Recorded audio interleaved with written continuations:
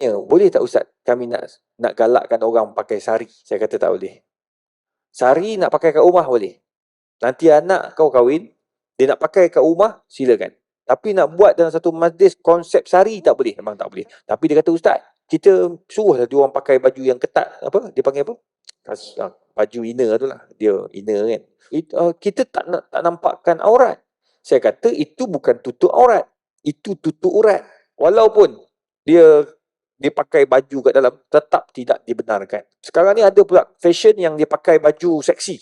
Luar ni dia pakai, bila seksi tu, kat sini dia nampak baju apa? Baju yang kain dia macam kulit kita. So dia jalan tu nampak, daripada jauh nampak, seksi gila. Rupanya pakai baju dalam. Tak boleh. Hukumnya sama, tidak dibenarkan. Kerana apa? Kerana dia menampakkan, menggambarkan itulah kulit dia. Tak dibenarkan dalam Islam.